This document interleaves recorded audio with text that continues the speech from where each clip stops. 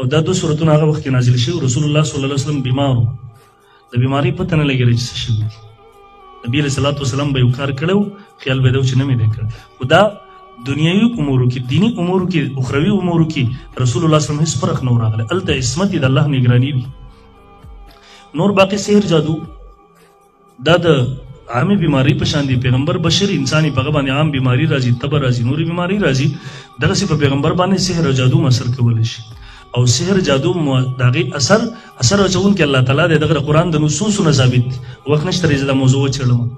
احادیث بخاری احادیثونه ثابت چې رسول الله صلی الله علیه وسلم سحر جادو شوی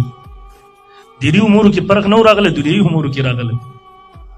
بعض خلک دغه نه وسین کار کوي مانه مخکې مدلي مولوی صاحب تاسو سره انکاری حدیث د فتنې ذکر وکړو منیر شاکر هر دینه منکر دی چې رسول الله صلی الله علیه وسلم سحر جادو نه وشو الکه د قرآن دې سورتونو سره بس کې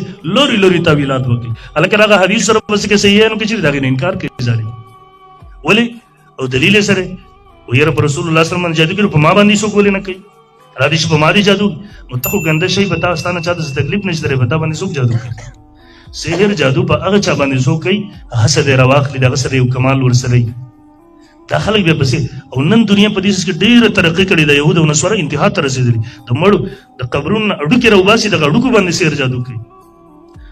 شیخ الاسلام حضرت مولانا مفتی محمد تقی عثماني صاحب دامت برکاتهم لیکلي دي ویل ما خپل پلار نه مفتی اعظم پاکستان مفتی شفیع صاحب مولانا تپوس وکړو چې کله انسان ورشي یو تکړه عامل ته پوهه عامل ته چې چیک کوي په تا باندې سحر جادو اثرات دي نو دا دومره څوک وسګاري چې پرچا سحر جادو کوي نو شیخ الاسلام لیکلی ما ته خپل پلار وویله ما ته چې دا ضروري نه چې څوک دې پتا سحر جادو کوي مختلف وجوهات یې کېدای شي کله کله انسان د نوکان کټ کړي اذیتي اختان کټ کړي دا چې ته ګنده ځای ته واچې شیطاني اثرات په دې کېږي دغه په ذریعه باندې تا باندې سحر جادو اثرات کېدای شي دغسې نور ګڼ ذریعې کېدای شي کله کله نظر انسان باندې الله نو حق کله کله سحر جادو نو پر رسول الله صلی الله علیه وسلم باندې بیمار او پته نه لګي څه بیماری ده یو ځل نبی علیه الصلاۃ والسلام ودو چې پاسې د ام المؤمنین عائشه رضی الله تعالی عنها فرمایل ول الله ما ته زما بیماری راوخوده ول دوه فرشتې راغلي وي یو فرشته زما سر ته ناسته و بل خپو ته ناسته و دا یو فرشته دی بل نه د اوس کې بده څه شوي دي ورته دا بیمار دی څه بیماری ده په باندې سحر جادو شوی دی چا ور باندې کړی دی په دې باندې لبید ابن عاصم لونو کړی دی یهودي ودا یهود رسول الله صلی الله علیه وسلم د قتل کوششونه کړي په هغې کې الله ناکام کړه سحر جادو یې وکړو نظرباز یې پسې راوځه هر ممکن کوشش یې کړی نو بل فرشته دې بیا تپوس کې پس کې کړی دی او چېرته دی ورته وایي په بیرزغوان کې هلته د یو کاڼي د لاندې په یو ګمنځ کې اختر اغوستی هغې کې سحر جادو کړی نبي علیه السلام ته صحابه ور ولېږل د دلته نه چې دغه منګز راوویسته نبي علیه السلام یو یختی حاصل کړی و د منګز کې 11 غوټې ورکړې وي او دی د کجوري د پاڼو نه غلا پرته جوړ کړو په دې کې د کاڼي د لاندې صحابو چې وکتل د اوبه تکې زیړې شوي دی راوویستو